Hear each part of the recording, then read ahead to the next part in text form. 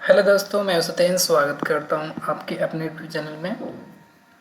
तो आज का हमारा टॉपिक है रिएक्ट का कंपोनेंट क्या होता है, हम उसको कैसे यूज़ करते हैं, कंपोनेंट कितने प्रकार का होता है, जेएसएस क्या होता है, रिएक्ट फ्रेगमेंट क्या होता है। तो सबसे पहले हम रिएक्ट को इंस्टॉल करते हैं। टर्मिनल ओपन करते हैं, न्यू टर्मिनल, इसको थोड़ा ऊपर कर लेते हैं। तो हमारा बेसिक कोड है npx क्रिएट रिएक्ट ऐप। उसके बाद हम अपना एप्लीकेशन का नाम देंगे, जैसे सिंपल हो गया, बेसिक नाम डाल देता हूँ, बेसिक ऐप। उसके बाद इंटर प्रेस किया मैंने, मेरा रिएक्ट का एप्लीकेशन इंस्टॉल होना स्टार्ट हो गया।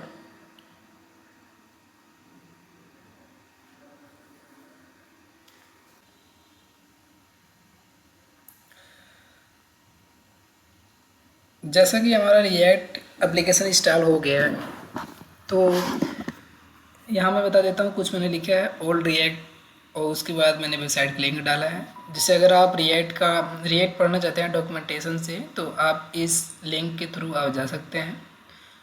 जो ओल्ड वेबसाइट है रिएक्ट की, इस पर आप जा सकते हैं। उसके बाद न्यू वेबसाइट रिएक्ट की है, जो कि डॉक्यूमेंटेशन का जो भी कोई अगर वर्जन आता है, कोई चेंजिंग होता है, तो इस पे आता है react.dev।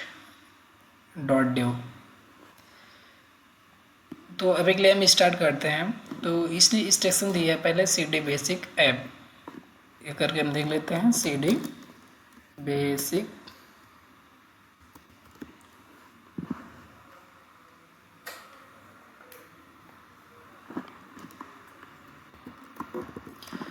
इंटर मारे, cd बेसिक चले गए। उसके बाद npm स्टार्ट करते हैं, npm स्टार्ट।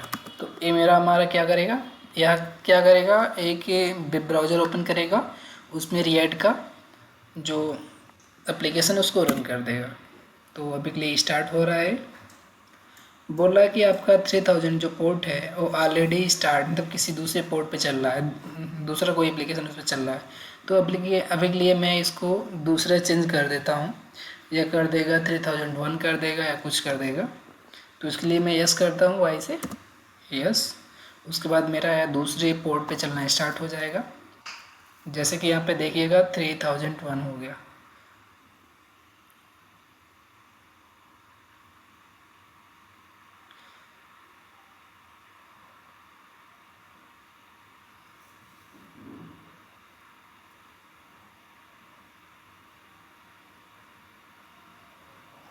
ये मेरा रिएक्ट का एप्लीकेशन स्टार्ट हो गया।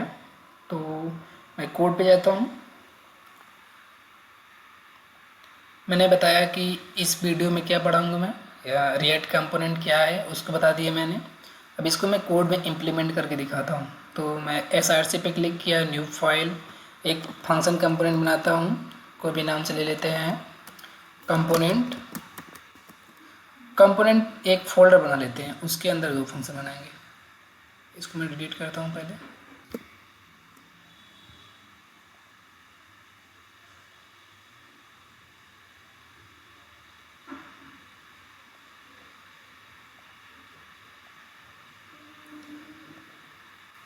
न्यू फोल्डर, एक न्यू फोल्डर बना लेता हूँ कंपोनेंट नाम से। उसके अंदर कंपोनेंट डिफाइन करूँगा मैं। जैसे कंपोनेंट जो बताया मैंने 2 प्रकार का होता है, एक फंक्शन कंपोनेंट, एक क्लास कंपोनेंट। पहले मैं फंक्शन कंपोनेंट बनाता हूँ। जैसे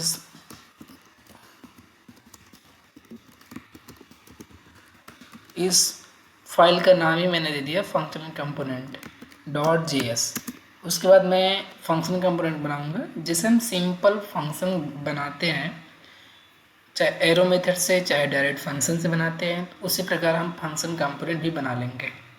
पहले मैं सिंपल बना देता हूँ फंक्शन, अपनी फाइल का नाम दे देता हूँ, मतलब जो फाइल का नाम दिया उससे, या कोई दूसरा फंक्शन बना लेता हूँ, जिसे सिंपल दे देता हूँ, सिंपल। उसके बाद फंक्शन बनाए, जैसे फंक्शन बनाते हैं। उसके बाद इसमें रिटर्न करूँगा, क्या रिटर्न करूँगा, JSX कोड।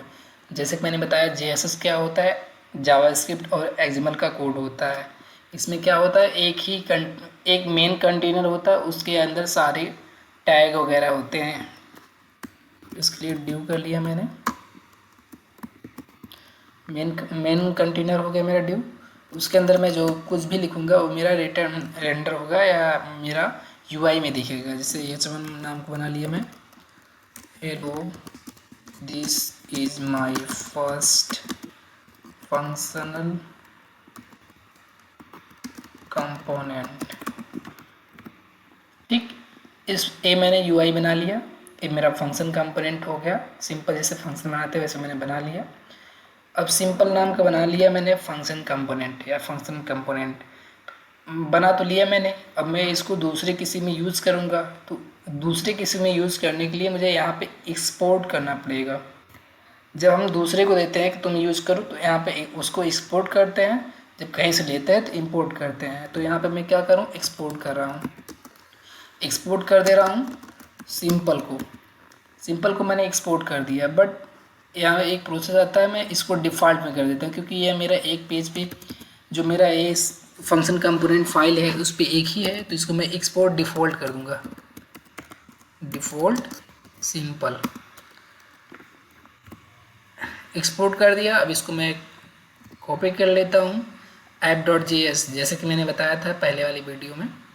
तो app.js क्या हो गया, मैं इस पर रन कराऊँगा, या index.js जो मेरा मेन फाइल है उसके अंदर मेरा app.js है, रन है, और app.js के अंदर मैं अपने सारे कंपोनेंट को कॉल कराऊंगा। अभी के लिए इसमें दिया गया है, इसको मैं हटा देता हूँ,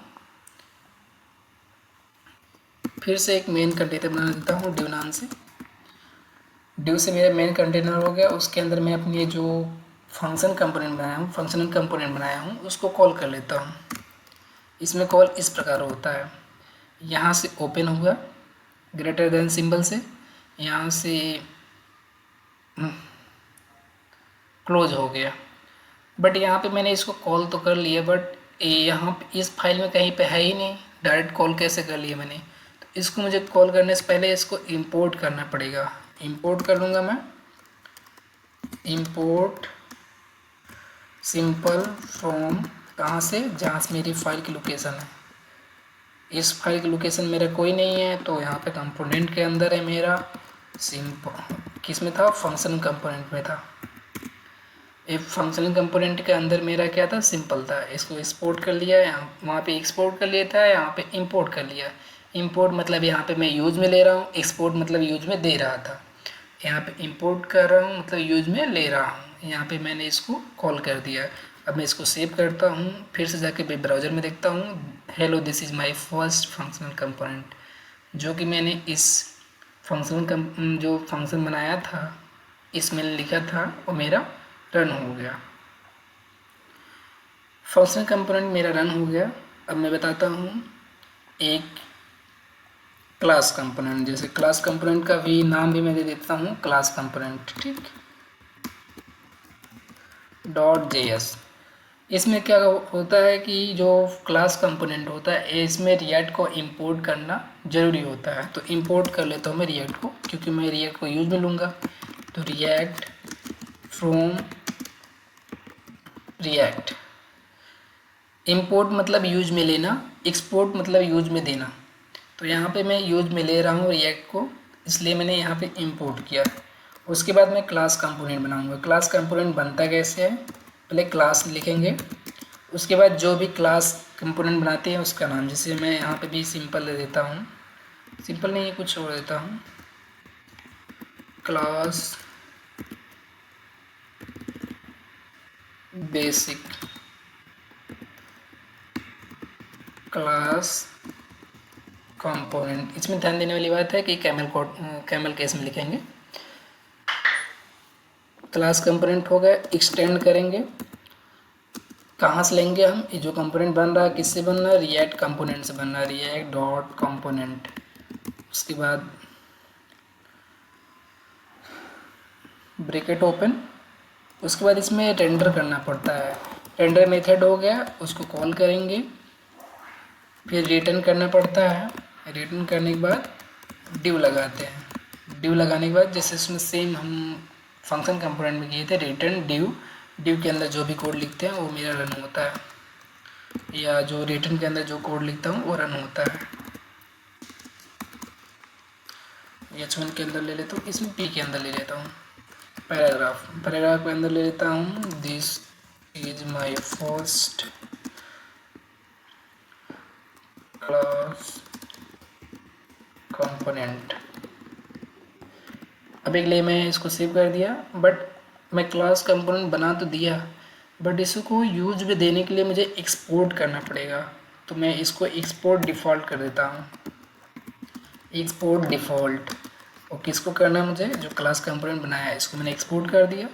अब मैं इसको यूज में लूँगा, जहाँ पे यूज में लूँगा तो उसको इंपोर्ट करूँगा। तो यहाँ से इंपोर्ट करता हूँ, इंपोर्ट, किसको इंपोर्ट करना है मुझे, बेसिक क्लास कंपोनेंट जो कि मैंने इसमें बनाया अभी।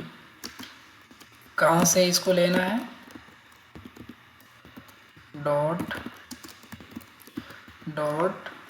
कंपोनेंट के अंदर क्लास कंपोनेंट,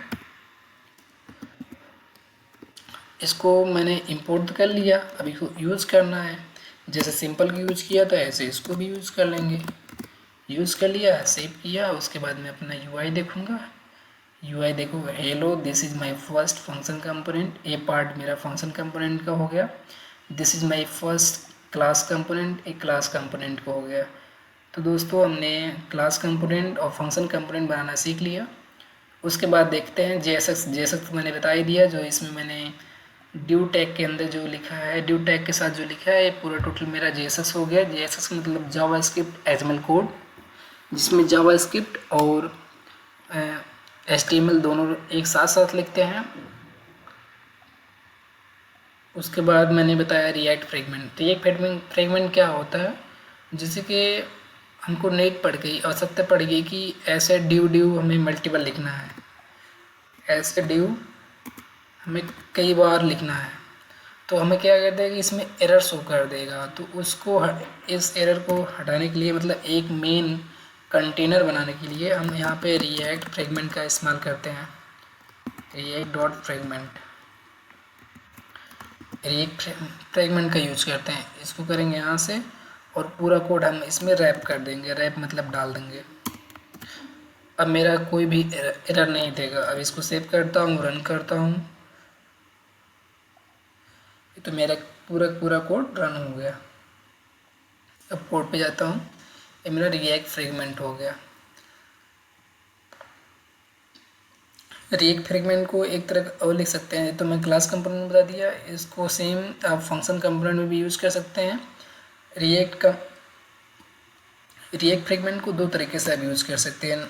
नंबर एक, इस तरह यूज़ कर सकते हैं, इसके अंदर कोड लिख लो पूरा, फिर उसके बाद इसको बंद कर दो। और दूसरा हो गया, जैसे मैंने पहले दूसरा बता दिया, react dot fragment dot code, react dot fragment, यहाँ पे इसको बंद करना पड़ता है।